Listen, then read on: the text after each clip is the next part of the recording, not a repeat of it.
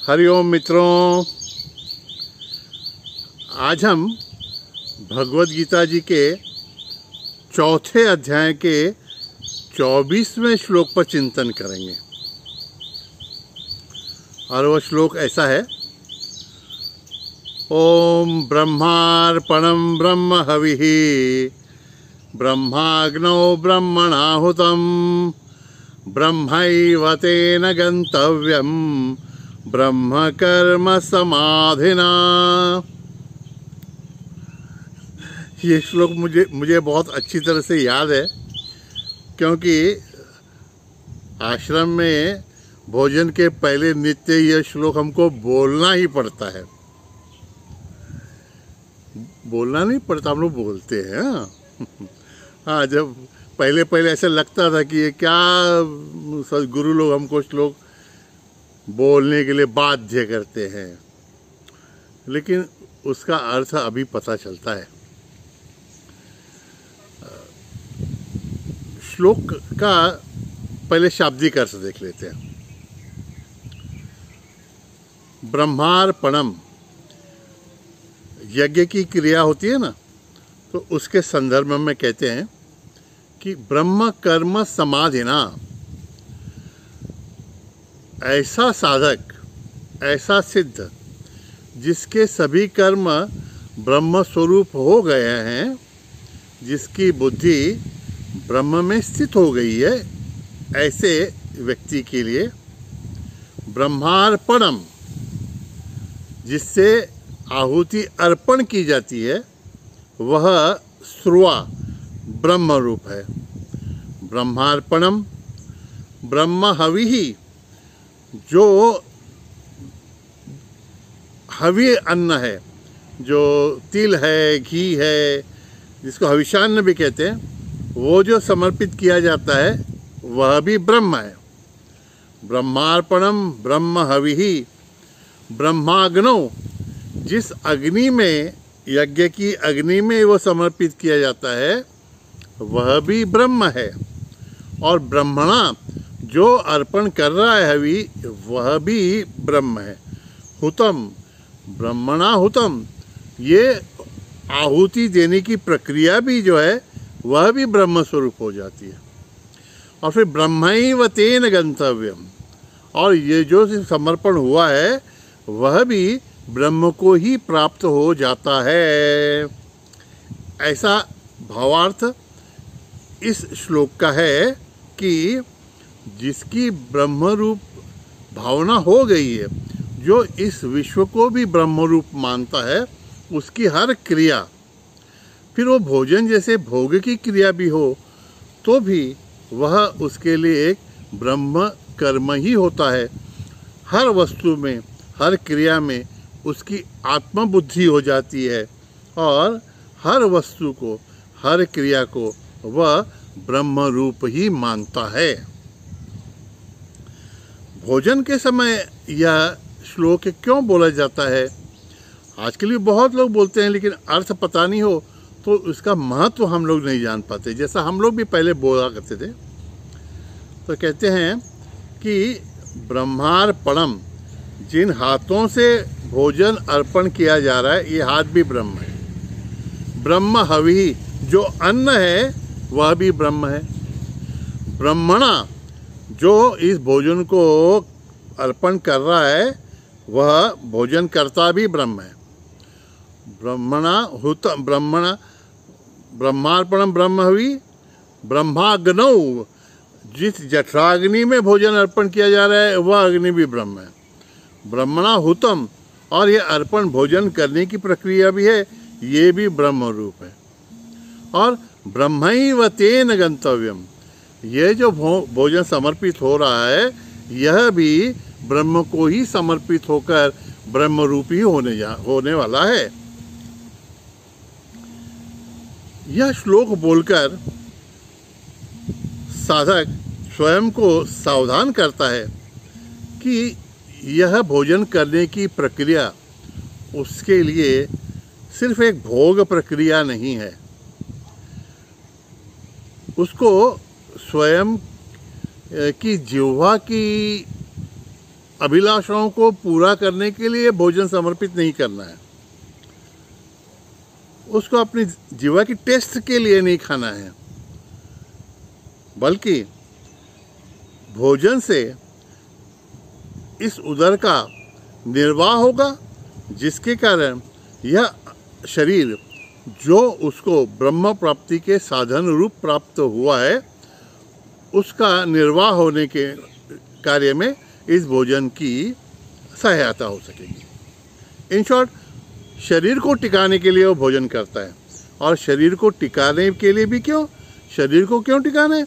क्योंकि शरीर उस ब्रह्म को प्राप्त करने का एक साधन मात्र उसके लिए है ना। कितना गहन अर्थ है, देखिए। और थोड़ा सा डिटेल में इसमें हम देखें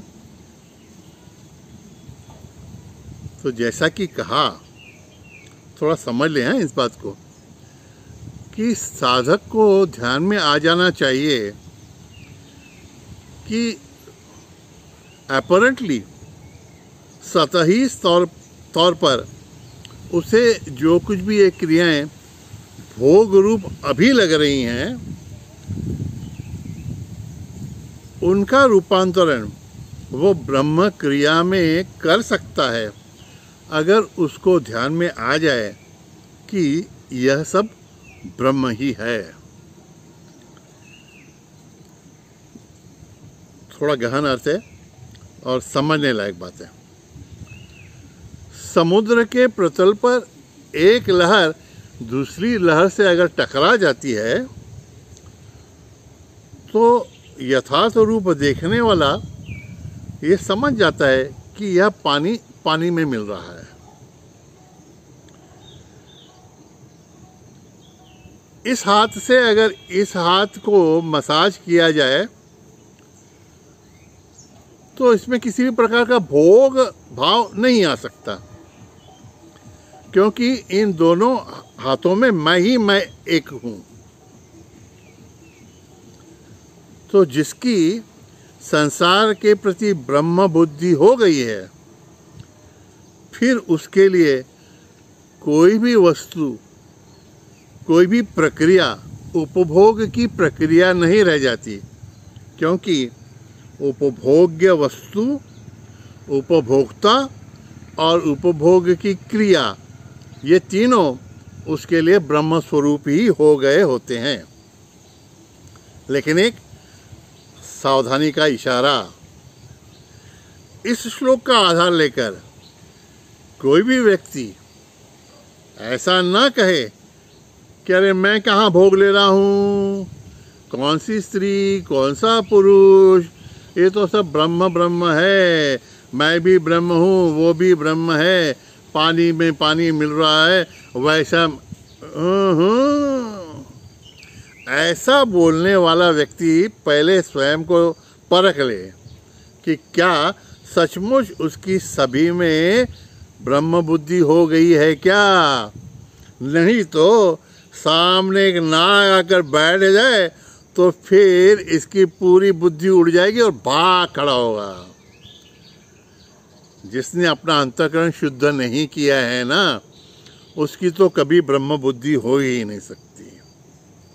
और जो लोग भोग लेने के लिए इस श्लोक का उपयोग करते हैं ना, उनकी तो अंतःकरण शुद्धि हुई ही नहीं रहती है। और जो संत इस स्तर पर पहुंच जाते हैं कि जिनको पता चल जाता है कि सब कुछ ब्रह्म रूप है, तो उनसे बाकी सभी क्रियाएं जो हैं, खाना पीना, ये सहज रूप में होता रहता है। इसलिए इस श्लोक का उपयोग एक तरह से हमारी हर एक क्रिया को यज्ञ रूप में बदलने के लिए करना चाहिए।